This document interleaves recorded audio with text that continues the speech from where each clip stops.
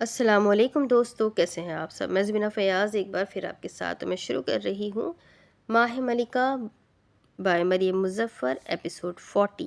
لیکن شروع کرنے سے پہلے ہمیشہ کی طرح ایک ہی ریکویسٹ، پلیز چینل کو سبسکرائب کریں، بیل آئیکن کو ضرور دبائیں، ویڈیو کو ضرور لائک کیا کریں۔ ابھی سننے سے پہلے ہی لائک کر دیں، آپ کو تو ناول پسند آنی ہی ہے، مجھے پتہ ہے، تو پہلے ہی لائک کر دیں تاکہ بعد میں آپ بھول نہ جائیں۔ تو جلدی سے ویڈیو کو لائک کریں اور کمنٹ کر کے ضرور بتائیے گا کہ آپ کہاں سے میرے اس ویڈیو کو دیکھ رہے ہیں اور آپ کو یہ ناول کیسا لگ رہا ہے، اور نیکسٹ آپ کون سا ناول سننا چاہتے ہیں۔ تو چلے شروع کرتے ہیں۔ 7 سال قبل مصر۔ وہ اپنی آزادی کا پروانہ باپ کی چالاکی کے سہارے لیے مصر پہنچی تھی۔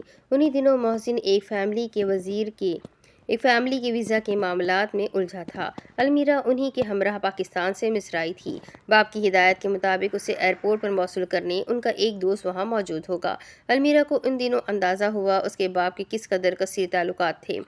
وہ تو اپنے خول میں سمٹ کر رہنے والی بندی تھی، وہاں تمہیں کچھ چیزوں کا دھیان رکھنا ہوگا۔ اس کے کندھے پر ہاتھ رکھتے خود کی طرف موڑا۔ یہ اسی دن کا واقعہ تھا۔ کچی ہوتی دوپہر کی آخری کرنیں کھڑکی سے آتی قدموں تلے تھی۔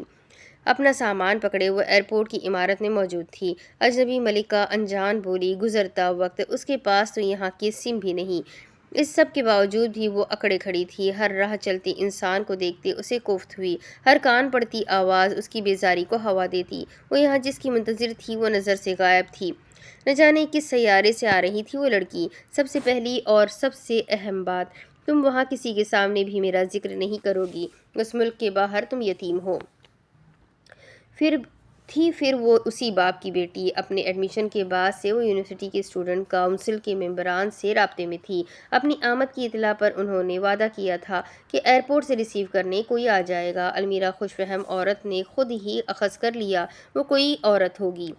اپنی تعلیم کا وہاں دھیان رکھنا ہوگا۔ اگر یہی سرخی وہاں بھی رزلٹ کارڈ پر بکھیری تو پہلی ٹکٹ میں واپس بھیج دیں گے۔ المیرا کا دل کٹ کر 2 ٹکڑے ہوا۔ پڑھائی یعنی کتابیں، یعنی محبت، یعنی عذاب، یعنی محنت، یعنی عذاب۔ یوں ہی اپنی سوچوں میں غرق اس کے قریب ایک سامان اٹھانے والا آ کر کھڑا ہوا، سر پر اسٹاف کی ٹوپی، گردن میں جھولتا بیج اور ہاتھوں میں پکڑا خالی سٹرولر۔ المیرا متوجہ ہوئی تو اس نے مسکراتے ٹوٹی پھوٹی انگریزی سے المیرا کا سامان مانگا۔ اتنا تو وہ آدمی پہچان گیا تھا، یہ بیرون ملک سے آئی ہے۔ سبز اور گندمی پھولوں والی فراک پر سبز کارڈیگن پہنے وہ بہار کے موسم میں یقیناً کوئی ٹورسٹ ہوگی۔ اگر تم واپس آئی عنایت تو ذہن نشین کر لو، میں بوجھ کی طرح تمہیں گھر پر نہیں بٹھاؤں گا۔ ادھر تم نے دہلیز پار کی، ادھر اگلے دن کے سورج کے ساتھ تمہیں دہلیز سے ہمیشہ کے لیے رخصت کر دوں گا۔ المیرا نے سمجھتے سر ہلایا۔ شادی اس کا بھی نصب العین نہیں، آپ کا سامان باہر تک لے جانا ہے۔ فراک والی لڑکی نے ایک نگاہ ساتھ رکھے 2 بیگز پر ڈالی اور پھر کلی کے مسکراتے چہرے کو دیکھا۔ وہ زیادہ سامان ساتھ نہیں لائی تھی بقول اس کے ابا کے۔ اگر تمہارے سامان کو کھول کر چیک کر لیا گیا یا چیزیں نکالنے کا آرڈر ملا تو وقت ضائع، جتنا وقت ضائع اتنی منزل دور۔ ذرا سا پیچھے ہوتے اس نے ایک شان بے نیازی سے اپنا سامان پیش کر دیا۔ اب یہ 2 بیگز اٹھا کر وہ کیسے باہر تک جائے؟ خارجی دروازے کے قریب بڑھتے وہ آدمی اناڑی انگریزی میں اس سے سوال کرنے لگا۔ ٹائر کی چڑکی آواز المیرا کے کانوں میں چبھ رہی تھی۔ You tourist? المیرا کو اپنے باپ کا پڑھایا سبق یاد آیا۔ اگر کوئی انجان تم سے سوال کرے کہ یہاں کیوں آئی ہو تو کہنا ٹورسٹ ہوں۔ سچ بول کر معاملات الجھانے کی قطعی ضرورت نہیں، باپ کی کیوں سنے؟ اب تو وہ خود مختار تھی۔ خود مختار کام بھی نہیں پتا اس عورت کو۔ دین پھر اسٹوڈنٹ۔ وہ اب بیرونی دروازے کے قریب تھے جب المیرا نے نگاہ گھما کر اپنے نام کا بورڈ دیکھنا شروع کیا۔ عربی بڑی دیر کرتے ہیں، یہ اس کا خود ساختہ تجزیہ تھا۔ پارکنگ؟ اس آدمی کا سوال سمجھ نہ آیا۔ کون لینے آیا ہے؟ میرا ایک پاکستانی دوست وہاں نوکری کرتا ہے، وہ تمہیں لینے آئے گا۔ اس کے ساتھ جا کر ضروری اشیاء لے کر سیدھا ہاسٹل جانا، ادھر ادھر آوارہ گردی کی ضرورت نہیں۔ اسٹوڈنٹ کونسل سے ایک مصری اسٹاف ورکر نے الجھ کر اسے دیکھا۔ المیرا اس کے تاثرات پر ٹھٹکی۔ کیا میں نے ابھی سے ساری خود مختاری پانی میں بہا دی؟ Student council, student in parking. Almira نے اچنبے سے اسے دیکھا۔ یلا جلدی۔ خود پارکنگ کا آدھا راستہ طے کرتے وہ المیرا کو آوازیں دیتے بلا رہا تھا۔ اس کے پیٹ میں تتلیاں اڑنے لگیں۔ پلٹ کر پیچھے دیکھا، بھورے دلکش بال کمر پر بکھرے تھے۔ اسے لینے یقیناً کوئی نہیں آیا تھا۔ مایوسی سی ہوئی تو اس انسان کے ساتھ چلتی، وہ وہاں کام کرتا ہے، بہتر جانتا ہوگا۔ اگر کہہ رہا ہے طلبہ وہاں ریسیو کرنے آتے ہیں تو یقیناً۔ اس کے قدم ٹھٹکے۔ طلبہ پارکنگ لاٹ میں انتظار کیوں کریں گے؟ یہ سوال تو اس نے پوچھا ہی نہیں۔ وحشت زدہ ہوتے اس نے چہرہ اٹھایا اور قدموں سے جان فنا ہونے لگی۔ اسٹاف کی ٹوپی پہنے وہ آدمی نہ جانے کہاں غائب ہو گیا۔ چہرہ ادھر ادھر گھمایا، چلچلاتی دھوپ میں دور تک دیکھنا بھی محال تھا۔ اس کی ساری ریاضتیں ریزہ ریزہ ہو گئی۔ بھاگ کر گاڑیوں کو آگے پیچھے دیکھا۔ وہ آدمی تو چلو چھپ سکتا تھا، مگر اس کا سامان؟ فکر سے اس کے اوزار خطا ہو گئے۔ نکل گئی ساری خود مختاری ایک دن میں۔ بعد ازنک، ایکسکیوز می۔ اس کی بے قرار نظریں پیچھے سے آتی آواز کی طرف کو مڑی۔ سیاہ کرولا میں بیٹھا ایک مرد مسلسل ہارن مارتا اسے راستے سے ہٹنے کا کہہ رہا تھا۔ المیرا کو اندازہ ہوا اس کا حلق خشک ہے اور سانس اتھل پتھل۔ اس آدمی نے دوبارہ ہارن مارا۔ انجان ملک، نا آشنا بولی، اجنبی لوگ۔ المیرا کو اپنا سر چکراتا محسوس ہوا جب اندر بیٹھا مرد دروازہ کھولتے باہر آیا۔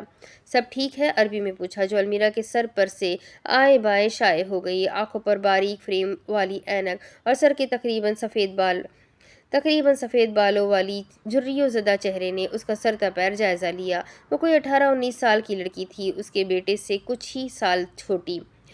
اینک کے پیچھے آنکھیں نرم ہوئی۔ المیرا اب وہیں پاتوے پر بیٹھتے ماتھے پر آئے ننھے پسینے کے قطرے ہاتھ کی پشت سے صاف کرنے لگی۔ جب ایک طرف سے رومال پیش ہوا، اس نے چٹک کر سر اٹھایا۔ وہ اس کی باپ کی عمر کا کوئی مرد تھا۔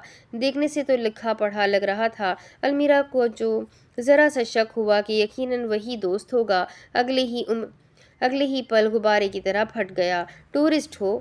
سر پر کھڑے بھوری رنگت اور فرنچ داڑھی والے مرد نے سوال کیا۔ المیرا نے رومال نہ تھاما اکڑ تھی۔ بھائی اسٹوڈنٹ، نپات اللہ جواب دیتے وہ اپنے ساتھ ہوئے فراڈ کے بارے میں سوچنے لگی۔ وہ گھر کچھ نہیں بتائے گی، یہ تو طے تھا۔ تو یہاں کیا کر رہی ہو؟ بیرون ملک سے ہو؟ کس ملک سے؟ المیرا نے آنکھیں سختی سے میچتے سر اٹھایا۔ آپ کیوں پوچھ رہے ہیں؟ مجھے کڈنیپ کرنا ہے، پیسے لوٹنے ہیں یا کچھ؟ میں کھلے عام یہ سب کیوں کروں گا؟ اگر ارادہ بنا تو ایسی جگہوں کی بہتات ہے یہاں۔ المیرا کے گال دہکنے لگے۔ بڑے آرام سے کہتے اس آدمی نے ہاتھ اپنی جیبوں میں ڈال لیے۔ المیرا نے اس کا تفصیلی جائزہ لیا۔ ہلکا سرمئی ٹو پیس، مہنگے جوتے اور کلائی پر قدیم گھڑی۔ پھر چہرہ پھیر کر گاڑی کو دیکھا۔ لگتا تو بڑا امیر ہے، کہیں میں کسی سی ای او کو تو نہیں ٹکرا گئی؟ دل ہی دل میں سوچتے اپنے مہربان پر ایک چور نگاہ ڈالی۔ خود تو یہ بڈھا سا ہے، اس کا کوئی بیٹا ہوگا۔ ہاں ہوگا۔ المیرا، اچھی کی امید رکھو، بیٹے کو پٹا کر شادی کر لوں گی۔ شیخ چلی کے خوابوں کے بھی پیر ہوتے ہیں۔ اپنے خیالات میں وہ اس بے نام بڈھے کے بیٹے کے ساتھ لندن پیرس پہنچی ہوئی تھی جب اس آدمی نے اپنی بوٹ سے زمین پر دستک دی۔ المیرا نے اسے گھور کر دیکھا، پھر اچانک احساس ہوا ہونے والا سسر ہے۔ نظروں میں جہاں بھر کی بے چارگی سمولی۔ انکل، مجھے لگتا ہے میرے ساتھ یہاں فراڈ ہو گیا ہے۔ مصیبت میں مبتلا دوشیزہ کی طرح اس نے اداکاری کی۔ اکڑ جتنی بھی تھی وہ پیسہ ملنے کے بعد دکھائے گی۔ کیسا فراڈ؟ یہاں ایک اسٹاف بوائے آیا اور میری مدد کی نیت سے سامان لے اڑا۔ کاش اس وقت اس کے پاس مصنوعی آنسو والی کوئی دوا ہوتی۔ ادھر آنکھوں میں ڈالی، ادھر اس کی مظلومیت کی کتھا امر ہو گئی۔ یہ تو بہت عام سی بات ہے، یہاں ایسے اسکیم ہوتے رہتے ہیں۔ تم بتاؤ جانا کہاں ہے؟ المیرا کا دل الٹی کلا بازیاں مارنے لگا۔ بڈھا اس کے جال میں پھنس رہا تھا۔ وہ کیسے نہ شادماں ہوتی۔ The British university. اینک والے شفیق آدمی نے سمجھ کر سر ہلاتے جیب سے فون نکالا۔ آنکھیں چھوٹی کیے وہ اسکرین کو بغور دیکھ رہا تھا جب المیرا کے پیٹ میں کھجلی ہوئی۔ ویسے انکل، آپ کا نام کیا ہے؟ پلکوں کو مخصوص جنبش دیتے بچوں کی سی آواز نے پوچھا۔ سامنے والے نے ایک لاتعلق نظر ڈالی۔ ابو سلام ظہور۔ المیرا نے للچاتی نگاہوں سے ماشاء اللہ کا ورد شروع کر دیا۔ آپ کرتے کیا ہے؟ اینکر ہوں۔ سوال کا جواب دیتے فون کان سے لگایا۔ المیرا نے پرجوش ہوتے ہاتھ پر ہاتھ مارا۔ میں بھی تو یہی بننے آئی ہوں، پتہ ہے میرے بڑے خواب ہیں اس فیلڈ کو لے کر۔ ابو سلام نے اس پر ایک اچڑتی نگاہ ڈالی اور دوسری طرف عربی میں بولے، ہاں، قیوم سیٹ اپ لے کر جو لوکیشن سینڈ کر رہا ہوں اس پر آ جاؤ۔ پھر ایک نئے فراڈ کا کیس ملا ہے۔ یہ مسئلہ اب میری ناک میں دم کرنے لگا ہے۔ انٹرنیشنل پینل پر بات کرنی ہوگی۔ ناک کی لو مسلتے وہ اب دوسری طرف کی بات سن رہے تھے، جبکہ فراک والی لڑکی پیٹ پر ہاتھ باندھے بچوں کی طرح جھومنے لگی۔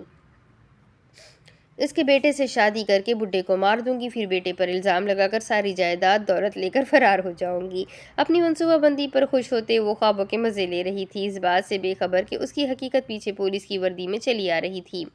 ظہور نے آنکھیں چھوٹی کرتے اس کے پیچھے دیکھا، جب المیرا نے بھی تابیداری سے گردن گھمائی۔ سارا مسکین اور مصنوعی پن ایک پل میں اڑ گیا۔ ہاں محسن یار، پتہ نہیں کہاں گئی تیری بیٹی، دکھی نہیں۔ او مل گئی، رک ذرا، ادے نال تے بھڈاوی اے، اس کے ساتھ تو بوڑھا بھی ہے۔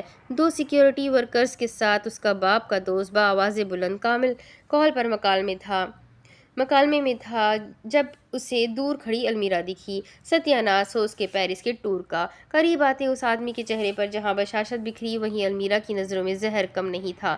کدھر چلی گئی تھی عنایت؟ فون کان سے لگایا بیک وقت باپ بیٹی سے بات کر رہا تھا۔ پیار سے اس کے سر پر چپت لگاتے ہنس پڑا، چہرہ اٹھایا تو تاثرات کھٹکے۔ المیرا نے آنکھیں گھماتے ابو سلام کو مخاطب کرنے کی نیت سے گردن پھیری، آنکھیں پھٹی کی پھٹی رہ گئیں۔ وہاں تو کسی ذی نفس کا نام و نشان نہیں تھا۔ المیرا کا دل ایک مرتبہ پھر ڈوبا۔ ارے یہ آدمی کہاں گیا؟ عنایت وہ آدمی کہاں گیا؟ پہلی بات محسن سے، دوسری بات المیرا سے کرتے وہ اب اپنا سر کھجانے لگا۔ سیکیورٹی ٹیم وہاں سے ہٹ چکی تھی۔ المیرا نے گردن ادھر ادھر گھمائی، جھک کر گاڑیوں کے نیچے تک دیکھ لیا، مگر آسمان کھا گئی یا زمین نگل گئی، وہ 6 فٹ کا اینکر یوں غائب ہوا جیسے کبھی وہاں تھا ہی نہیں۔ یہ مصریوں کے پاس یقیناً اڑن چھو ہونے کا کوئی جادو تھا۔ زمین پر پاؤں پٹکتے اس نے اپنی بدقسمتی پر لعنت بھیجی۔ یہ مردوں کا معاشرہ اسے کبھی آزادی نہیں دے گا۔ عنایت بیٹا، سامان کہاں ہے؟ اس نے المیرا کے خالی ہاتھ دیکھے۔ کھا گئی میں، بیزار بھرے انداز میں تقریباً چلاتے اس نے باپ کے دوست سے فون جھپٹا۔ اس کی پیشی کا وقت ہوا جاتا ہے۔ باپ محافظ۔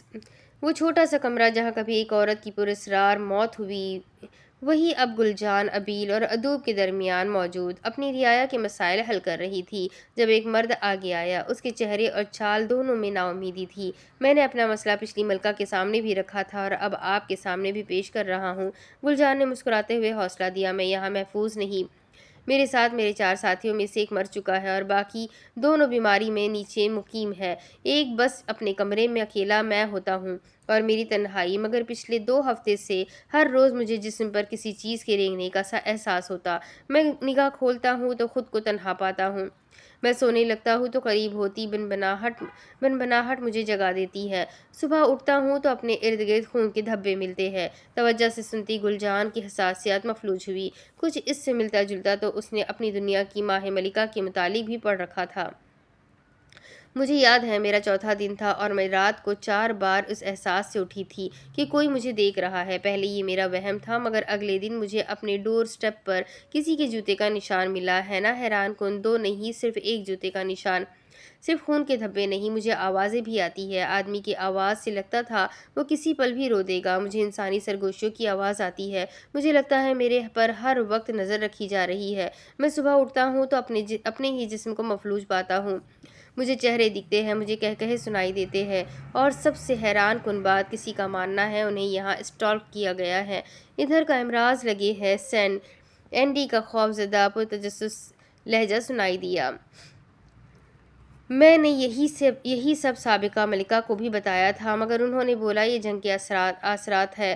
گل کو المیرا پر ایک مرتبہ پھر سے غصہ آیا، کس قدر بے دھیان عورت تھی، کون سے جنگ کے اثرات، جب میں نے کوئی جنگ دیکھی ہی نہیں۔ گل اپنی جگہ پر بیٹھی کی بیٹھی رہ گئی، ساتھ بیٹھی ادوب غیر دلچسپی سے اس مرد کی روادات قلم بند کر رہی تھی، جبکہ ابیل اپنے اصلی پرسکون لاپرواہ انداز میں چٹیا سے کھیلتی رہی۔ کیا مطلب جنگ نہیں دیکھی؟ میں تقریباً 4 ماہ پہلے مصر سیر کی نیت سے آیا تھا، مجھے کیا علم تھا دنیا کا یہ رخ دیکھنے کو ملے گا۔ کچھ دیر گل لب کاٹتے نیچے دیکھتی رہی، ادوب کے چلتے ہاتھوں پر نظر پڑی تو کتاب پر ہاتھ رکھتے اسے لکھنے سے روکا۔ بشیر نے مرجھایا ہوا چہرہ اٹھاتے ملکہ کو دیکھا۔ گل جو بات کہنے جا رہی تھی وہ نہیں چاہتی تھی مستقبل میں کوئی اس کے متعلق سوچے، وہ اپنی عقل کیوں بانٹے۔ کیا آپ کو واقعی لگتا ہے 4 ماہ سے مصر میں ہے؟ ملکہ کی نظر جانچ پڑتال کرتے اس کی قریب آتی بھووں سے لے کر اس کی دھسی ہڈیوں تک گئی تھی۔ ابیل کی لاپرواہی ایک دم ہی خطرے سے بدلی۔ گل نے اپنے جملے کی وضاحت دیتے منہ کھولا جب باہر کھڑے درباری کی آواز آئی، ملاقات کا وقت ختم ہو چکا ہے، مزید وقت دیا جاتا ہے۔ گل نے بدمزہ ہوتے ہانک لگائی جب باہر کھڑی منتظر عوام بھپر گئی۔ یہ ناانصافی ہو رہی ہے ہمارے ساتھ، ہمارا وقت کسی اور کو دیا جا رہا ہے، ہم ملکہ کے خلاف بغاوت کریں گے۔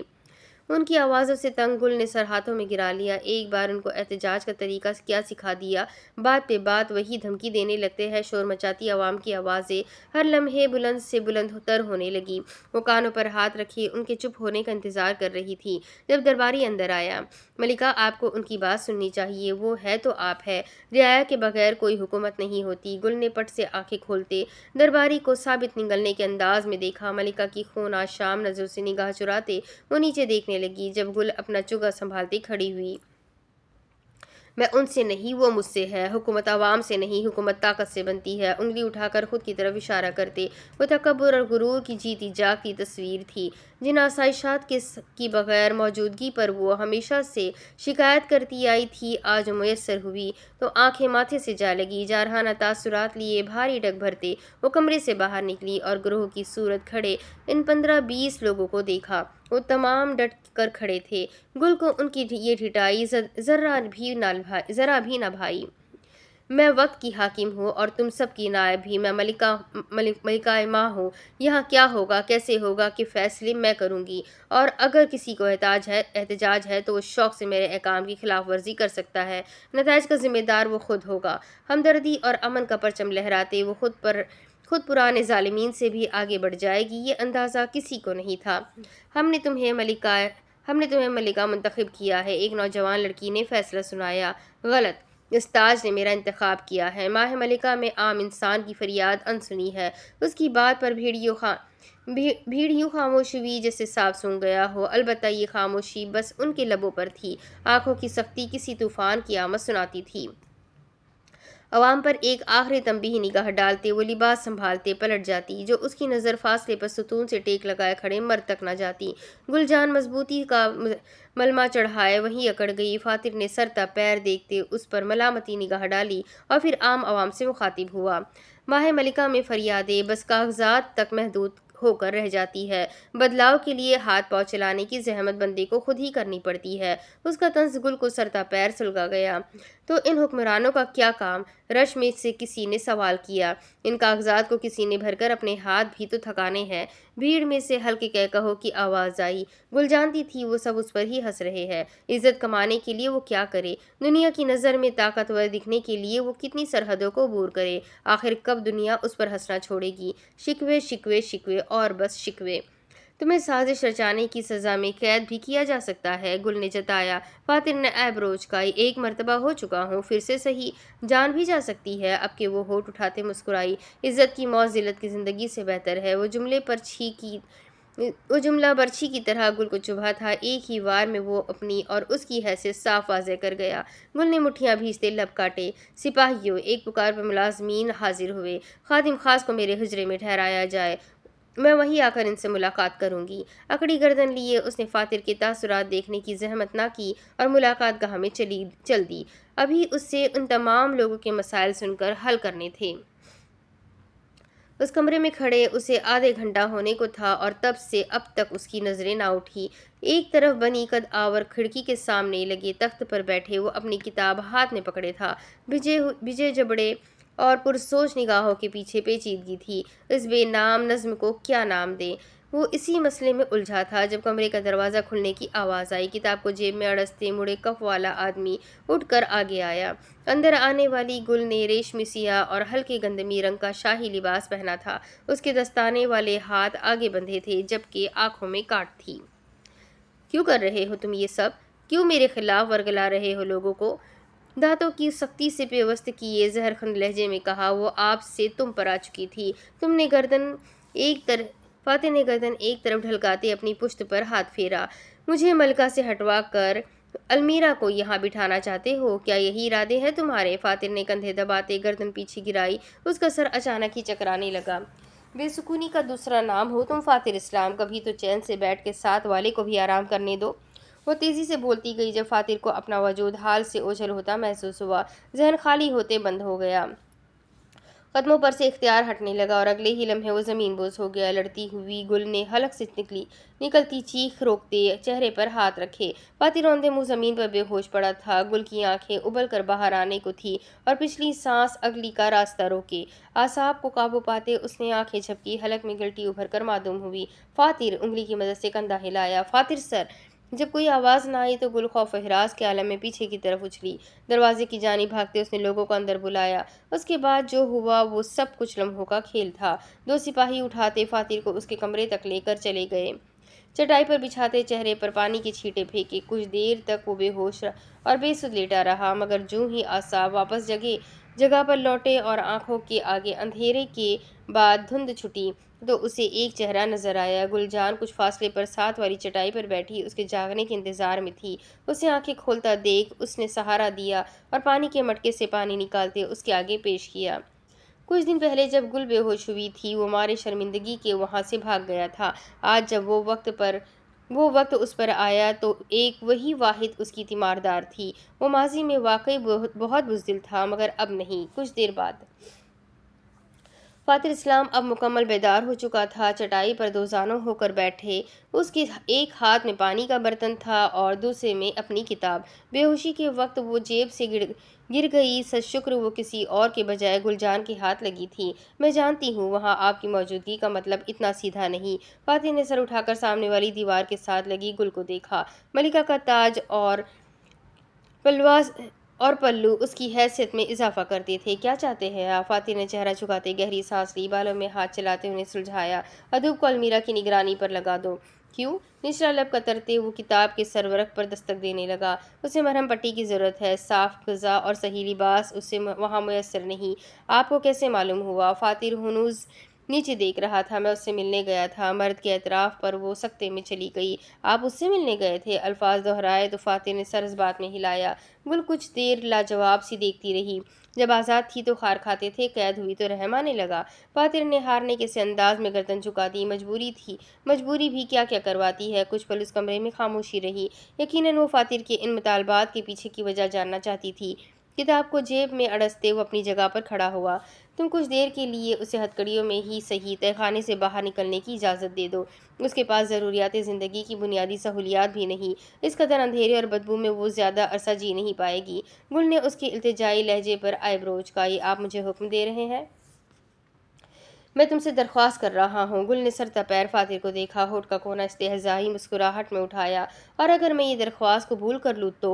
فاتح کے تاثرات رضاکارانہ تھے۔ تو میں تمہارے راستے میں آنا چھوڑ دوں گا۔ گل کچھ دیر سوچتی رہی، پھر اس بات میں سر ہلاتے جیسے حامی بھر دی۔ باہر آ کر بھی وہ کیا ہی کر لے گی اور فاتح کے ساتھ المیرا دو قدم چل نہیں سکتی کجا کہ کوئی منصوبہ بندی کرے۔ میری ایک اور طلب بھی ہے۔ میں مریضوں کی خدمت کرنا چاہتا ہوں۔ آج اپنی حالت کے بعد مجھے نہیں لگتا اب میرے پاس زیادہ وقت بچا ہے۔ جب تک زندہ ہوں میں ان بیماری سے لڑتے لوگوں کے کام آنا چاہوں گا۔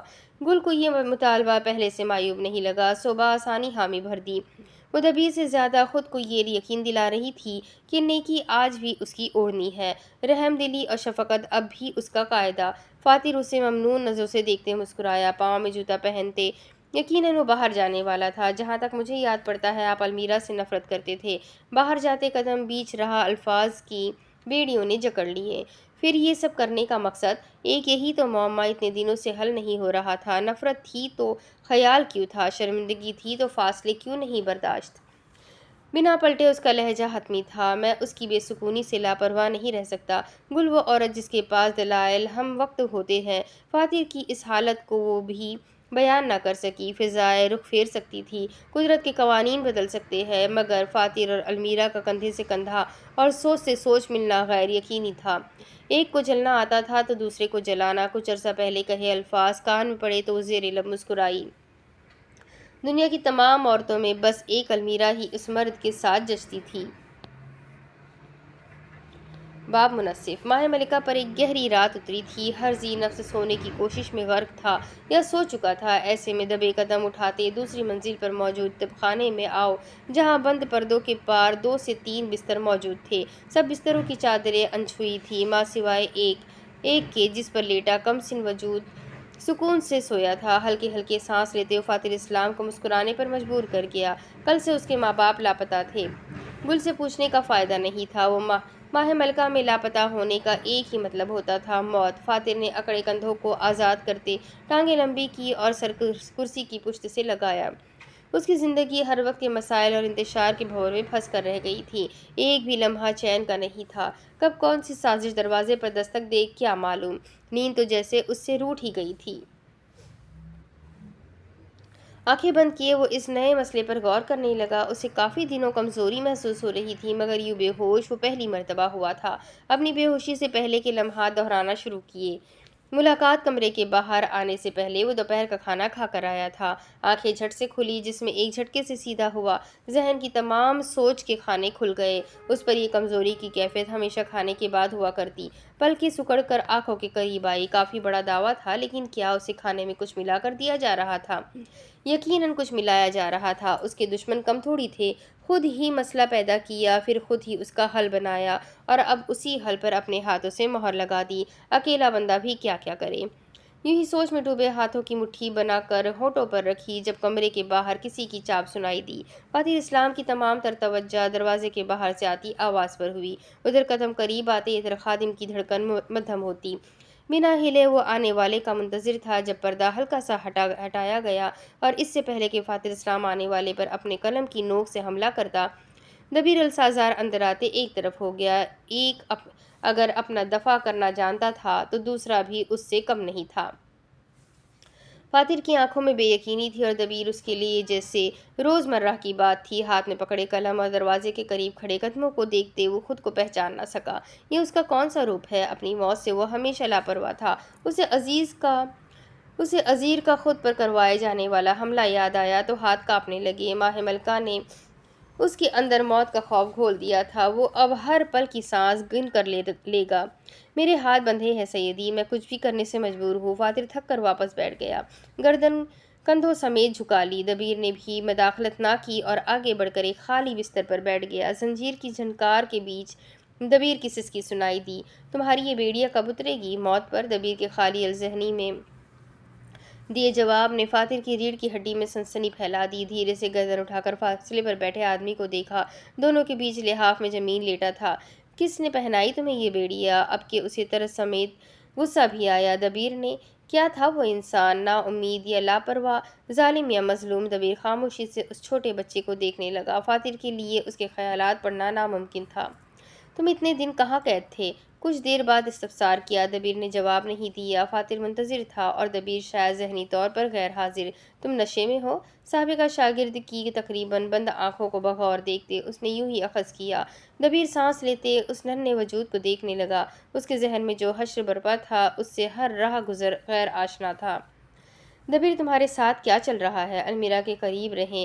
فاتر کے الفاظ زبان کی نوک پر ٹھہر گئے، معدے میں تتلیاں سی بھر گئی، دل بنا انتظار کیے سر تن من سب اس حکم پر وار کرنے کے لیے دھڑکا۔ اس کو تنہا مت چھوڑنا، اس کے ارد گرد ہی فرار ہے۔ فاتر اس کے آخری جملے پر الجھا۔ دبیر السازار نے نظریں اٹھائی تو وہ ویسی ہی تھی، خالی۔ کیا وہ فاتر کو کوئی اشارہ دے رہا تھا؟ اگر ہاں تو کیسا اور کیا؟ کماری کو کتنا جانتے ہو؟ سامنے والے نے پہلی بار قدر ناسمجھی سے دیکھا۔ المیرا پر نظر رکھنے کے لیے کماری ہی کو کیوں منتخب کیا ہے؟ قیدیوں کا نگران تو عبداللہ ہے، اصولاً یہ کام اسے کرنا چاہیے۔ فاتر کی بات میں وزن تھا، مگر دبیر کے قریب کوئی جواب نہیں۔ مجھے گل نے ایک مرتبہ بتایا تھا کہ کماری ہمیشہ سے ایسی نہیں، ایک سپہ سالار ہونے سے پہلے وہ ایک عام سی زندگی گزارتی تھی اپنی بیٹی کے ساتھ۔ مجھے شک ہے وہ ابھی بھی ویسی زندگی گزارنا چاہتی ہے۔ کہنا کیا چاہ رہے ہیں؟ فاتر اپنی جگہ پر آگے ہوا، ہاتھوں کی انگلیوں کو باہم ایک دوسرے میں پھنساتے عنبر آنکھیں مانند رہی۔ ان کی روشنی 2 منزل نیچے قیدی کے پاس تھی۔ یہی کہ فوج کی سپہ سالار کماری بھی ہماری طرح یہاں سے فرار کی امیدوار ہے۔ کوئی سور تھا جو فاتر کے ان الفاظ سے آس پاس سنائی دیا۔ دونوں مرد بنا نگاہ پھیرتے سیدھ میں دیکھتے رہے۔ فاتر ہمیشہ کی طرح پرعزم، مگر دبیر حیرت انگیز طور پر کچھ دلچسپ۔ اور آپ کو کیوں کر ایسا لگا؟ فاتر نے شانے اچکائے۔ اندازہ؟ دبیر کے سوال یا حیرت پر وہ بس گردن ہلا کر رہ گیا۔ آپ کب سے اندازوں کی بنیاد پر نتیجے نکالنے لگے سیدی؟ دبیر کی فکر پر فاتر نے مسکراتے ہوئے جمین کو دیکھا۔ وہ نیند میں کسمسایا۔ جب سے وقت ہاتھ سے نکلنے لگا، جمین کو تھپکی دے کر سلاتے آدمی کو دبیر حیرت سے دیکھ رہا تھا۔ دیکھ کر رہ گیا۔ فاتر اسلام کے چہرے پر آسودگی تھی، اطمینان لاپتہ تھا۔ پھر خدا کرے آپ کا اندازہ درست ثابت ہو۔ دبیر السازار اور خدا کی باتیں، وہ نہ اپنے دین سے واقف تھا نہ خود کی ذات سے۔ یہ جملہ اس نے فاتر کے دھرم کی پیش گوئی میں کہا تھا۔ دبیر پردہ ہٹاتے چلا گیا تو فاتر وہیں بچے کے سرہانے بیٹھا رہا۔ پل بھر کو مایوسی غائب ہو چکی تھی، اب وہاں گہرا اطمینان تھا، کون جانے کیوں۔ ان دونوں سے دور ہم ذرا چل کر پہلی منزل میں آتے ہیں، جہاں ملکہ کی آرام گاہ ہمارا کافی مرتبہ مسکن بنی ہے۔ جہازی بستر پر لیٹے وجود کی آنکھوں میں شک اور سوال تھے۔ سنہری لٹ انگلیوں پر لپیٹتے گلجان دوپہر کے وقت واقعے کو ذہن سے نکالنے میں شکستہ تھی۔ مجھے یاد ہے میرا چوتھا دن تھا اور میں رات کو 4 بار اس احساس سے اٹھی تھی کہ کوئی مجھے دیکھ رہا ہے۔ پہلے یہ میرا وہم تھا، مگر اگلے دن مجھے اپنے ڈور سٹیپ پر کسی کے جوتے کا نشان ملا۔ ہے نا حیران کن، 2 نہیں صرف ایک جوتے کا نشان۔ صرف خون کے دھبے نہیں، مجھے آوازیں بھی آتی ہے۔ آدمی کی آواز سے لگتا تھا وہ کسی پل بھی رو دے گا۔ مجھے انسانی سرگوشیوں کی آواز آتی ہے۔ مجھے لگتا ہے میرے پر ہر وقت نظر رکھی جا رہی ہے۔ میں صبح اٹھتا ہوں تو اپنے ہی جسم کو مفلوج پاتا ہوں۔ مجھے چہرے دکھتے ہیں، مجھے کہکہے سنائی دیتے ہیں۔ ایک سی کہانیاں مگر دنیا مختلف۔ کروٹ بدلتے اس نے دونوں ہاتھ گال تلے رکھے۔ اس کی چھٹی حص بار بار کسی بے نام سمت اشارہ کر رہی تھی۔ نگاہوں کے سامنے اپنے لیپ ٹاپ پر کھلا وہ مضمون یاد آیا۔ 7 سے 8 تصاویر پر مبنی ایک بے نام سا پورٹ فولیو اسکرین کی ساری جگہ لیے ہوئے تھا۔ غور کرنے پر معلوم ہوا وہ کیمرے سے کلک شدہ تصاویر نہیں، انسانی ہاتھ اور رنگوں کی تخلیق کی گئی پینٹنگز ہے، جو بہت عجیب اور بے معنی سی لگ رہی تھی۔ ایک چمکدار تخت پر بیٹھی ملکہ کا ایک غیر واضح پورٹریٹ، اٹھی گردن اور چیختا ہوا غرور۔ نارنجی اور بھورے رنگوں میں بنی ایک سے زیادہ زنجیروں میں جکڑے ہوئے مرد واش پینٹنگ میں مقید قیدیوں کے چہرے بھوچال میں اور ان کی کمر جھکی ہوئی۔ کہیں ہنسی سے لوٹ پوٹ ہوتی عورتیں، کہیں پانی میں ڈوبتے ہاتھ۔ ملکہ غلام روشنی۔ ان تصاویر کا مصور کون ہوگا؟ کیا وہ بھی یہاں سے وہاں گیا تھا یا وہاں سے یہاں آیا تھا؟ اس سب کا ہماری دنیا تک آنا، اس کے لیے یقیناً وہ واپس آیا ہوگا، مگر کیسے؟ ذہن میں سوالات کی بھگدڑ تھی۔ خیالات کا تسلسل ٹوٹتا اور ایک نئی سوچ جنم لے لیتی۔ سوچ کر اس کے ذہن کے پٹے درد کرنے لگے تھے۔ جب وہ تھک کر اٹھ بیٹھی، کنپٹی کو انگلیوں کی پوروں سے سہلاتے اس نے سر گھٹنوں میں گرا دیا۔ اگر یہ متوازی دنیا ہے تو یہاں سے واپس کیسے جایا جائے؟ واپس جا کر کرنا بھی کیا ہے؟ یہاں تو حاکم ہوں اور وہاں کچھ بھی نہیں، مگر یہاں موت کا خطرہ ہے، میں کسی وقت بھی مر سکتی ہوں۔ موت تو ہر جگہ ہے، اس سے بھاگ کر تم جہاں بھی گئی وہ وہاں بھی تم تک آ پہنچے گی۔ اس کا وجود 2 حصوں میں بٹ چکا تھا، ایک اسے راہ راست پر لاتا تو دوسرا اسے سرخاب کے پر دکھاتا۔ کوئی تھا بھی نہیں جس سے وہ مشورہ کر سکے۔ اچانک بیدار ہونے والے خیال پر اس نے گھٹنوں سے سر نکالا۔ کس نے کہا وہ تنہا ہے؟ بستر کے ساتھ موجود دراز کھولا، سامنے ہی سیاہ ورق والی کتاب اپنے اکیلے پن کو رو رہی تھی۔ گل کی آنکھیں ٹمٹمائی اور اس نے جھٹ سے کتاب اٹھائی۔ دراز کے اوپر ہی قلم سیاہی کے ساتھ ماہ ملکہ کی وہ روشن کشتی جیسے مہر رکھی تھی۔ مہر پر بنے چاند نے دھیرے سے اپنا رخ بدلا۔ قلم اٹھاتے وہ سوچ میں ابھرتے ہر خدشے اور پہیلی کو کاغذ پر اتار دی گئی۔ فارغ ہونے کے کچھ دیر بعد اس نے کتاب اکیلے سڑنے کے لیے دراز میں واپس پھینک دی اور سونے کی تیاری کی۔ صبح اٹھ کر اب مسئلے حل کرے گی۔ تمام مصائب سے دور وہ خواب خرگوش کے مزے لے رہی تھی۔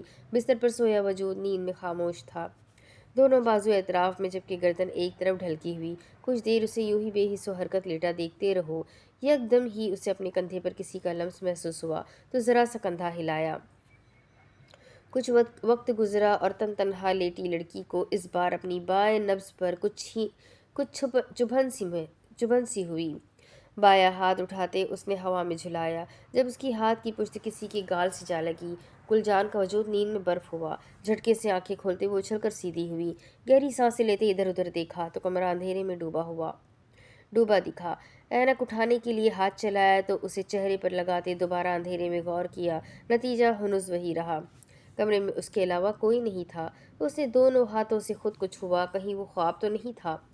پھر بازو پر چٹکی کاٹی، سسکی نکل آئی، مگر بے یقینی کم نہ ہوئی۔ کمرے میں اس کے سوا کوئی نہیں، تو پھر وہ لمس، وہ گال، وہ کھردرا چیز خوردار چیز۔ کچھ دیر وہ ہاتھ پہلو میں گرائے لحاف میں بیٹھی رہی۔ خوف تھا کہ سونے نہیں دے رہا، انا تھی کہ وہ کسی کو مدد کے لیے پکار نہ سکی۔ یکدم ایک خیال نے جیسے سر اٹھایا۔ دل کی دھڑکن کو ہاتھ سے محسوس کرتے وہ نیچے جھکی اور دراز کھولا۔ کتاب کو وہیں رکھا دیکھ کر اس نے سکھ کی سانس لی۔ یہ صرف کچھ صفحات کو جڑا دستہ نہیں، گل جان کے ہر چھوٹے بڑے منصوبے کی حفاظت گاہ تھی۔ اس کے رازوں کی کنجی اگر ماہ ملکہ کے ہاتھ لگ گئی تو غضب ہو جائے گا۔ پشت پایتی سے جوڑتے اس کا ایک ہاتھ ابھی بھی دل کے مقام پر تھا۔ دھڑکن تو قابو میں آ گئی، البتہ اس نے ساری رات یوں ہی بیٹھے سوتی جاگتی سی کیفیت میں گزار دی۔ میز پر مہر وقتاً فوقتاً جل بجھ رہی تھی۔ موت کا خطرہ اچھے اچھوں کی نیند اڑا دیتا ہے۔ یہ تو پھر ایک زندگی سے محبت کرنے والی لڑکی تھی۔ اگلی صبح اس قید میں وقت گزرنے کا اندازہ لگانا مشکل تھا۔ ہر سو اندھیرا اور تنہائی اسے لپیٹے رکھتی تھی، اور اوپر سے اس کے اپنے پچھتاوے۔ لاشعوری طور پر وہ کل سے فاتر کی منتظر تھی۔ اسی انتظار میں وہ ماضی کے ایک سفر سے بھی ہو آئی۔ 7 سال قبل مصر۔ وہ آزاد تھی، بھلے محسن حسین اسے کتنا جتائے کہ وہ انگاروں پر چل رہی تھی۔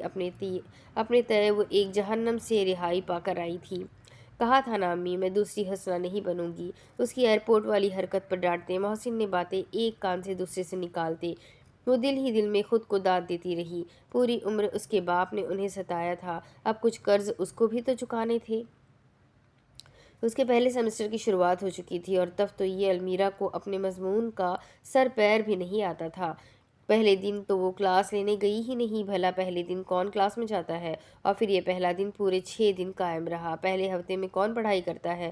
اپنی طرف سے اس نے کافی پاکستانی بات کی تھی، مگر اس وقت خود مختار صاحبہ یہ بھول چکی تھی کہ یہ نہ پاکستان ہے اور نہ ہی کالج کی پڑھائی۔ ہفتے بعد اس نے پہلی مرتبہ ہاسٹل سے باہر قدم رکھا۔ المیرا گھومنے پھرنے کی شوقین نہیں تھی۔ اس کے دن کی شروعات بستر پر دائیں رخ لیٹ کر فون چلانے سے ہوتی، اور اختتام بائیں رخ پر لیٹ کر فون چلانے پر ہوتی۔ پیلے چکن کاری کے کرتے اور بیل باٹم سفید پاجامے کے ساتھ اس نے گلے میں سفید دوپٹہ پنجابی فلموں کے ہیرو کی طرح لے رکھا تھا۔ خوبصورت بال سیٹ میں کمر پر تھے، جبکہ ہاتھ اور چہرہ باقی کسی بھی تیاری سے غافل۔ ایک کندھے میں اپنی فائل پھنسائی اور وہ فون میں مصروف تھی، جب اپنے پیچھے سے آتی آوازوں پر یوں ہی رک گئی۔ یہ کینٹین کا منظر تھا، اور کچھ ہی فاصلے پر 3 سے 4 لڑکے بیٹھے، شاید نہیں یقیناً اسے ہی دیکھ رہے تھے۔ چہرے پر پھیلی مسکان سے المیرا کے ذہن میں بس ایک ہی آواز آئی، نثر اور ملک بدل سکتا ہے مگر ان مردوں کی فطرت نہیں۔ المیرا نے ایک کاٹدار نگاہ ان پر ڈالی اور اردو میں زیر لب کانوں کو ہاتھ لگانے والی تعریف کرتے آگے بڑھنے لگی۔ فریشر، ایک لڑکا ہانک لگاتے اچھل کود کرتے اس کے راستے کی رکاوٹ بنا۔ اتنے دنوں بعد باہر نکلی اور تازہ ہوا کی جگہ تازہ ترین جراثیم مل گئے۔ انجان بولی کی وجہ سے اس لڑکے کی آنکھیں چھوٹی ہوئی۔ کس ملک سے ہو؟ انگریزی میں پوچھا۔ المیرا نے بھی کسی تمیز تہذیب کا لحاظ نہیں رکھا۔ جہنم سے۔ سامنے والے نے تعریفی آئیبرو اچکائی۔ جہنم میں ایسی قیامتیں بھی ملتی ہے؟ خون کے گھونٹ بھرتے المیرا نے اس سر کھپانے والی شے کو دیکھا۔ کونے میں پھنسائی فائل ہاتھ میں لی۔ لڑکا ڈٹائی سے مسکراتا 2 قدم آگے آیا۔ جب المیرا نے ہاتھ میں پکڑی فائل اس کے سر پہ مارنے کی نیت سے اٹھائی۔ ارشن بھائی! ابھی المیرا کا ہاتھ آدھے رستے میں تھا جب پیچھے سے آنے والی آواز پر ارشن نامی لڑکے نے رخ پھیرا۔ جہاں اس کے چہرے پر ایک سہما تاثر آیا تھا، وہیں المیرا اپنی ناکامی پر پچھتائی۔ کیا تھا جو وہ حسینہ 2 منٹ بعد آ جاتی؟ چست ٹائیگر پرنٹ کا گلابی لباس جو اس کے گھٹنوں سے نیچے آتا تھا۔ وہ لڑکی اپنی اونچی سرخ ہیلز پر چلتے آگے آئی۔ ماڈل جیسی قامت، چمکتا صحراؤ جیسا رنگ، گھنگرالے سیاہ بال، ہلکی سبز نیلی آنکھیں اور ہونٹوں کے کنارے ایک بھورا تل آنے والی سراپائے حسن تھی، اور ہر ادا المیرا سے مختلف۔ سینے پر بازو باندھے وہ فکرمندی سے ارشن نامی اس لڑکے کو دیکھنے لگی۔ میں اپنے بھائی کی طرف سے معذرت کرتی ہوں، یہ آج کل ڈپریسڈ ہے ذرا، ورنہ یہ عورتوں کی کافی عزت کرتے ہیں۔ المیرا کے سامنے اپنے بڑے بھائی کا دفاع کرتے اس نے معذرت کی۔ پیلے جوڑے والی نے پہلے دونوں بہن بھائیوں کو دیکھا اور پیچھے کھڑے چوکنا گارڈز کو۔ تبھی اسے احساس ہوا کہ اس لڑکی کے آتے ہی ہلچل تھم گئی تھی۔ वहशत के बादल उसके गिर्द गरजते थे। अलमीरा को एकदम उस लड़की से हसद हुआ। क्या चाह रहे हैं ओखी भाई आप? जिद्दी दादा आपको दोबारा मेंटल वार्ड भेज दे। उसके लफ्ज़ में दबी दबी शर्मिंदगी थी। हाथ आगे बढ़ाते उसने खुद से बड़े भाई के कंधे पर हाथ रखा। अशन जो कुछ देर पहले शेर बना था अब सूखे पत्ते की तरह कांपने लगा। अलमीरा तो यहाँ इल्म की शमा जलाने आई थी, कॉमेडी शो देखने थोड़ी। अगले ही पल वो लड़की अशन के करीब झुकते अरबी में कुछ कहने लगी। अलमीरा बोली ना सही लहजे तो परख सकती थी, और उस लड़की का अंदाज कहता था कि मैं हर जगह आपको बचाने नहीं आऊँगी। फ़ौरन पीछे होते उसने अपने भाई का हाथ थामा और गार्ड्स की मैयत में आगे बढ़ गई। 2 कदम उठाते उसने पलटकर अलमीरा को देखा। शर्मीली सी मुस्कुराहट उसके लिपस्टिक से सजे होठों पर आई। हाथ लहराते खुदा हाफिज किया। और मेरे भाई से मत डरो, ये बेज़रर है बेचारे, अंग्रेजी में कहते रास्तों में गायब हो गई। अलमीरा तो हक्का बक्का रह गई। क्या ये सारे मिस्री यूं ही पागल है या उसके नसीब में खास नमूने लिखे थे? ये था अलमीरा इनायत मोहसिन का ख्वाबीदा मार्सेलिन से पहला तारुफ, जिसमें वो बुरी तरह उसके हसद में मुब्तला हुई थी। उसे भी वही ताकत और मौजूदगी की चाह थी जिसमें लोगों की नज़रें झुक जाए, जिसमें मर्द कांपे और औरतें रश्क से उसके पाँव में आ गिरे। उस वक्त उसे ये नहीं मालूम था कि पहली मुलाकात आखिरी नहीं है। हाल दस्तक की धड़धड़ पर वो हड़बड़ा कर जागी, जाने वो कब सोती थी और कब जागती थी। आंखों पर हाथ रखते उसने रोशनी की सिमत देखा। आज दूसरी मर्तबा जेल की सलाखें खोली जा रही थी। अलमीरा उठकर सीधी बैठी। अंदाज में किसी से मिलने की जल्दी थी। जब उसकी सारी उम्मीद झाग की मानिंद बैठ गई, वो अपनी इस कैफियत को समझने में अब तक नाकाम थी। सामने फातिर की बजाय नारंगी बालों वाली अदूब गहरे सुर्ख लिबास और सुरमई वॉस्कट में मौजूद नजर झुकाए खड़ी थी। उसके हाथ में एक डिब्बा था जिसे देख कर लगता था उसमें मरहम पट्टी का सामान है। मलिका माह के अहकामात पर मैं और मुझ समेत कुछ वज़रा, सिपाही और मुलाजमीन लोगों को माह मलिका के निज़ाम के खिलाफ कर रहे थे। मलिका के कहने पर ही हमने पैगामात बांटे, मुलाकातें मुनक्किद की और लोगों को ये एहसास दिलाया कि उन्हें अपने खिलाफ होने वाली ज्यादती के लिए बोलना होगा। अदूब को देखते साथ अलमीरा ने खुद को दोबारा उसी दरबार में पाया जो उसे निगार के खिलाफ इस्तेमाल करती थी। खुद उसी के हाथों अपनी गर्दन कटवा बैठी। न जाने क्यों उसे अदूब की बजाय खुद पर गुस्सा आया। बिना कुछ कहे अदूब घुटनों के बल उसके सामने झुकी। 3 दिन पुराना लिबास और 3 दिन पुराने जख्म। अलमीरा ने रुख फेर लिया। तभी उसी कैद खाने के बाहर कुमारी खड़ी दिखी। साथ बैठी बशीर अब उसकी आस्तीन ऊपर किए बाजू पर पट्टी बनी खराशों को रुई से साफ करने लगी। दीवार से लगकर बैठी औरत खुद को बेनियाज जाहिर कर रही थी, जबकि दर हकीकत वो नज़र मिलाने की हिम्मत नहीं रखती थी। गुरूर एक ऐसा काश था जो जब बिखरा उसके एतमाद को ज़ख्मी कर गया। अलमीरा को यकीन था अदूब पीठ पीछे उसकी खुद एतमादी पर हंसती होगी। मैं ऐसी नहीं हूँ, अदूब बेख्तियार बोल बैठी। मुझे नहीं मालूम ये सब मुझसे कब कैसे हो गया, मगर बाखुदा मलिका हुजूर मैं ऐसी नहीं हूँ। झुके सर की वजह से उसकी थोड़ी गर्दन से जा लगी। अलमीरा की मरहम पट्टी करती उंगलियों पर उसकी गिरफ्त मजबूत हुई। मैंने सब्ज़ बाग देख लिए थे, गलत लोगों पर एतबार कर लिया। अपनी हैसियत से ज़्यादा की लालच ने मुझे आज यहाँ खड़ा कर दिया है, जहाँ मैं खुद से भी नज़र मिलाने के काबिल नहीं हूँ। सुर्ख लिबास वाली लड़की की आंख से फिसलता एक आंसू अलमीरा की हथेली पर आ गिरा। जमरदार तकाज में सन्नाटा थी। उससे लगा अदूब उसका मजाक उड़ाएगी। वो तो उल्टा यहाँ अपनी हालत पर आंसू बहा रही थी। दूसरों को नीचा दिखाकर तुम्हारी अना को सुकून मिलता है। उस वक्त कहे गुल के अल्फाज फालतू लगे, मगर अलमीरा को अब अंदाज़ा हो रहा था कि उनकी वक़्त कितनी भारी है। हर कोई अलमीरा थोड़ी ना होता कि दूसरों की बेबसी पर लतीफ़े कसकर काबिल फ़ख्र महसूस करे। असीर को एक मरतबा फिर अंदाज़ा हुआ वो किस कदर काबिल नफ़रत है। मैं आपके बहुत से फ़ैसलों की मुखालिफ थी, मगर बाखुदा मलिका मीरा मलिका मेरा इरादा बगावत का कभी नहीं था। मैं बहतान लगाने वालों में से नहीं हूँ। मलिका हो सके तो मुझे माफ़ कर दे। अलमीरा का हाथ अपने दोनों हाथों में लेकर दबाते उसका सर अब तक झुका था। हर रोज़ उस औरत पर हैरत का एक नया पहाड़ टूटता। जाबिर तो वो थी, फिर तौबा कोई और क्यों करने लगता? तुम्हें किसने भेजा है? बहुत देर तक खामोश रहने की वजह से उसकी आवाज़ बैठ चुकी थी। अदूब ने जल्दी जल्दी अपने आंसू पोंछे। मौजूदा मलिका का हुक्म है कि आपको आज मखसूस वक्त के लिए सिपाहियों की निगरानी में बाहर आने की इजाज़त दी जाए। अदूब अब उसकी आंख के करीब मौजूद खराश को साफ करने लगी। और निगार वो खामोश रही। मलिका ने उनसे पूछे बिना मुझे बुलाकर कुमारी के साथ भेजा है। المیرا تو گل کی جرت پر ہی لاجواب ہو گئی، وہ نازک پری اتنی بڑی شیر کب بنی، اور موجودہ ملکہ کو مجھ پر یہ رحم کیوں آیا؟ کچھ دیر کے بعد اس نے خود ہی سوال کیا، ماہ ملکہ میں اصول یوں نہیں بنتے، اس کے لیے یہ سب ہضم کرنا تھوڑا زیادہ تھا۔ آپ کے خادم نے آپ کی سفارش کی ہے۔ المیرا کو لگا اس نے اندھیروں سے روشنی کی طرف سفر کر لیا، آس پاس کی بدبو، حبس گھٹن سب غائب ہو گئی اور ان کی جگہ بہار پھول مہکنے لے لی۔ آپ کے خادم، ان لفظوں کو سنبھال کر وہ سماعت سے لگائے رکھتی، تب بھی ان سے ملنے والی خوشی کم نہ ہوتی۔ اس کے زخموں کو صاف کرنے میں مزید کچھ وقت لگا۔ اس کے بعد جیل سے باہر نکلتے کماری نے اس کے دونوں ہاتھ زنجیروں سے باندھے۔ وہ بیڑیاں یاد دہانی تھی کہ اس نے پلٹ کر واپس قید ہی ہونا ہے۔ کماری اور ادوب کے درمیان میں چلتے اس نے پہلی مرتبہ اپنے ارد گرد کا بغور جائزہ کیا۔ راہداری، سیڑھیاں، دروازہ اور پھر ایک اور راہداری کے بعد دور ہی سیڑھیوں پر پڑتی وہ روشنی۔ المیرا نے کبھی نہیں سوچا تھا کہ روشنی کی ایک کرن دیکھنے پر اس کا دل مارے شکر کے گھٹنوں پر گرنے کو چاہے گا۔ وہ خوشی کے اس عالم میں وہ یکسر فاصلے پر کھڑے عبداللہ سمیت قیدیوں کی قطار کو نظر انداز کر گئی تھی، یہ اسے کہاں لے جا رہے ہو؟ مصنوعی آنکھ والے مرد نے پریشانی سے لبوں پر ہاتھ رکھ لیا۔ المیرا کا راستہ روکتے وہ سامنے کھڑا تھا۔ ملکہ ماہ کا حکم ہے کہ انہیں اوپر حمام خانے میں لا کر صاف ستھرا لباس پہنایا جائے، نگران کی آنکھوں میں دیکھتے ادوب نے اپنے عزلی انداز میں کہا، جس پر اس مرد کے چہرے پر دبا دبا غصہ نمایاں ہوا۔ نگار جی کو علم ہوا تو قیامت آ جائے گی۔ نگار اتنی ظالم نہیں کہ بہن سے بڑھ کر اصول پیارے ہو عبداللہ۔ پیچھے سے آنے والی شخص نے نگران کی بات کاٹی۔ لیلک رنگ کے ہلکے لباس پر بنفشی رنگ کا زیور پہنے ماہ کامل ہمیشہ کی طرح تر و تازہ لگ رہی تھی، حسین اور خطرناک بھی۔ عبداللہ کے کان گلابی ہوئے، جو حکم مہرانی؟ ادوب حیران پریشان سے عبداللہ کو دیکھنے لگی۔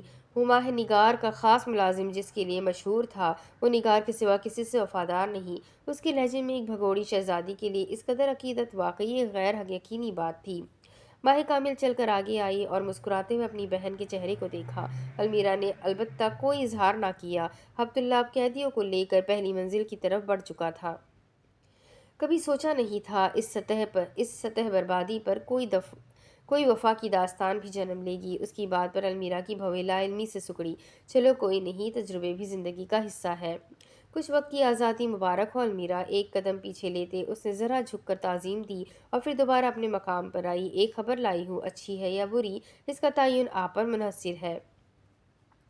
میں اب سربراہ نہیں رہی، تم اپنی خبریں موجودہ حکمران کو دو۔ لہجے کی بیزاری اور کاٹ پر کامل دلجمی سے مسکرائی، ضرور دیتی، مگر فی الوقت تو مجھے حقیر جان کر ملنے سے انکاری ہے، اور ویسے بھی یہ خبر آپ سے متعلق ہے۔ المیرا کو اب بے چینی ہونے لگی، اسے جلد از جلد باہر جانا تھا۔ بہن کی حالت کا مزہ لیتے کامل نے ہاتھ اٹھاتے اس کی گال تھپ تھپائی۔ پریشان مت ہو میری بہن، صاف ہو کھا لو، پھر تمہاری مرضی کے مطابق حالیہ ملکہ کے دربار میں خبر سناؤں گی۔ اس کا شانہ تھپکتے وہ آگے بڑھ گئی جہاں سے المیرا لوگ آئے تھے۔ اس کے جاتے ہی ادوب کے تاثرات کڑواہٹ میں گھلے، زیر لب کوستے اس نے المیرا کو کوہنی سے تھامتے آگے چلایا۔ زہر لگتی ہے مجھے یہ عورت۔ المیرا نے جواب نہ دیا، وہ تو اس وقت ہواؤں میں تھی، آزادی اس کے قدموں سے کچھ انچ دور تھی۔ اگر وہ رو پاتی تو آنسوؤں سے اپنی کیفیت کا اظہار کرتی۔ وہ سیڑھیاں قلعے کی طرف نہیں زندگی کی طرف جاتی تھی۔ عجیب بات تھی کہ کچھ دن پہلے وہ اسے قید خانہ کہہ رہی تھی، اور آج اس سے بھی نچلی سطح پر پہنچنے کے بعد وہ اس قید خانے کے لیے ترس چکی تھی۔ 654 اور مزید کچھ قدموں کے بعد وہ بالآخر باہر تھی۔ نہ جانے کتنی دیر کے بعد اس نے کھل کر سانس لیا تھا۔ اس کا دل کیا جھوم کر دیواروں کو ہاتھ لگائے، آنکھیں بند کر کے فضا کو اندر اتارے۔ وہ زیادہ نہیں تھا مگر کم بھی نہیں تھا۔ کماری کی کوہنی تھامنے پر اس نے قدم بڑھائے۔ دور ہی ہال میں چھت سے گرتی صاف روشنی پر اس کی نظر پڑی۔ اس کا دل کیا بھاگ کر اس سائے کو اپنے قدموں تلے محسوس کرے۔ اس کا دل خوش تھا، اس کی روح پرسکون ہوئی۔ یوں ہی راہداری میں چلتے اسے کئی چہروں نے نفرت سے دیکھا، وہی جو کبھی اسے عقیدت سے تکتے تھے، مگر وہ بے پرواہ رہی۔ المیرا عنایت محسن اب انسانوں کے معیار پر اترنے کے لیے خود سے جھوٹ نہیں بولے گی۔ کسی کی نظر خود پر محسوس کرتے اس نے سر اٹھا کر دوسری منزل کو دیکھا۔ بار کے قریب کھڑا فاتر اسلام سرمئی جلابیاں پہنے زنجیروں میں بندھی ملزمہ کو دیکھ رہا تھا۔ المیرا کے پس منظر کی ہلچل جیسے تھم گئی، دل میں اچانک ہلچل سی مچی۔ کچھ پل پہلے کی خوشی اور اطمینان کی کیفیت گڑمڑ ہونے لگی۔ فاصلے سے بھی اس مرد کی آنکھیں اتنی ہی پرکشش لگتی تھی۔ وہ احساس کمتری نہیں تھا، ہوتا تو وہ نگاہ ملانے کی ہمت نہ کرتی۔ یہ کچھ اور تھا، جو چاہتا تھا کہ وقت تھم جائے، لوگ ہٹ جائے، مصور رنگ نکال لے اور یہ منظر ثبت ہو جائے۔ نظر ملنے پر فاتر مسکرایا۔ المیرا چلتے چلتے رک گئی۔ حوصلہ، امید، ہمت، نیز اس کی مسکان المیرا کے لیے وہ طاقت تھی جس کا مقابلہ کوئی سامان جنگ نہیں کر سکے گا۔ چہرہ جھکاتے اس نے بے اختیار آتی مسکراہٹ کو روکتے لبوں کو سختی سے ملایا۔ دل کی دنیا زندہ ہو چکی تھی، گال سے کان تک سرخ پڑ گئے۔ ایک دور راہداریوں کا سفر کرنے پر بھی المیرا کو ملنے والی گھوریوں اور نظروں میں بدلاؤ نہ آیا۔ وہاں سب ہی میں حقارت تھی۔ وہ بے فکر ہو کر بے نیاز رہی۔ المیرا عنایت محسن اب غیر اہم لوگوں سے امید لگانا چھوڑ رہی تھی۔ ایک دم ایک طرف سے کسی نے اس کے راستے میں نفرت سے تھوکا۔ المیرا کے قدم بے اختیار رکے۔ یہ سب ایک سراب ہے المیرا، میں اسے خوبصورت حقیقت کہوں گی۔ تم دھوکے میں آ رہی ہو۔ دھوکا اگر خواب پورا کرتا ہے تو ایسے 100 مجھ پر قربان۔ پاؤں کے قریب موجود تھوک کو دیکھتے اسے سمجھ نہ آیا کیا رد عمل دے، نظر انداز کر کے آگے چلی جائے یا سامنے والے کو چیڑ پھاڑ دے۔ ابھرتی ذلت پر پل باندھتے اس نے سر اٹھا کر دیکھا۔ دور ہی ایک لڑکا کھڑا اسے قاتلانہ ارادوں سے دیکھ رہا تھا۔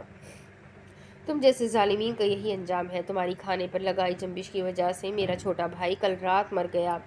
المیرا نے ڈھیر سارا تھوک نگلا۔ وہ مجرم تھی، ظالم تھی، حیوان تھی۔ یہ سب اس کی قسمت تھی، یہی سب اس کا مقدر تھا۔ خود کو ملامت کرتے اس نے سر اٹھایا۔ سامنے ہی سے بھمن پاشا سفید پتلون قمیض میں چلا آ رہا تھا۔ المیرا کی ڈھارس بنی۔ غیروں سے نہ سہی اپنوں سے تو امید لگائی جا سکتی ہے، اور بھمن تو اس کا اپنا ہی تھا۔ ممنون نظر سے دیکھتی عورت نے بولنے کے لیے لب وا کیے جب وہ اپنا قریب سے یوں گزرا جیسے وہ وہاں موجود ہی نہ ہو۔ المیرا کو لگا کسی نے دوبارہ اس کے رخ پر تھوکا ہے۔ فرق یہ کہ اس مرتبہ وہ لعاب قدموں میں نہیں بلکہ چہرے کو غلیظ کر گیا تھا۔ اور کتنے نقاب اٹھنے تھے حقیقت نے، اور کتنے تھپڑ اسے مارنے تھے۔ قدر کرو میری، ایک ملکہ نے تم سے معذرت کی ہے۔ بھمن سے جب میں نے معافی مانگی تو اس نے جھٹ سے کہا تھا ملکہ کوئی زیب نہیں دیتا، اور ایک تم ہو موازنہ اور تمہارا۔ جاگو فاتر اسلام، تم تو بھمن کے مقابل بھی نہیں ہو۔ مقابل؟ کیا سوچ کر اس نے یہ کہا تھا؟ اور کس کے بارے میں اس نے یہ کہا تھا؟ اپنے لفظوں پر ناز کرنے والی کو اب پل پل اپنے ہی کہے الفاظ ستاتے تھے۔ آخر اس سے بڑی اور کیا سزا ہوگی؟ تم تو اعتماد کے معاملے میں بھی کھوٹی نکلی عنایت۔ اپنے زنجیر زدہ ہاتھوں کو دیکھتے اس نے طنز سے سوچا۔ اب ماضی میں آپ کو اگلے ویڈیو میں سناؤں گی۔ یہ ویڈیو ماشاءاللہ کافی بڑا ہو چکا ہے، آپ لوگ انجوائے کریں گے اس کو، تو اچھے سے سنیں، انجوائے کریں، اور اپنے کمنٹ کر کے ضرور بتائیں کہ آپ کو ناول کیسا لگ رہا ہے، آپ کون سے کنٹری سے میرے ناول کو سن رہے ہیں، اور کہاں سے آپ لوگ مجھے سپورٹ کر رہے ہیں۔ مجھے سن کر بہت خوشی ملے گی، تو کمنٹ ضرور کریں، اور ساتھ ہی ساتھ اپنے لوگوں میں اس ناول کو شیئر بھی کریں۔ ویڈیو کو لائک کرنا بالکل نہ بھولیں، چینل کو ضرور سبسکرائب کر لیں۔ تو ملتے ہیں اگلی ویڈیو میں، تب تک کے لیے اپنا خوب سارا خیال رکھیں، مجھے بھی دعا میں یاد رکھیں۔ اللہ حافظ۔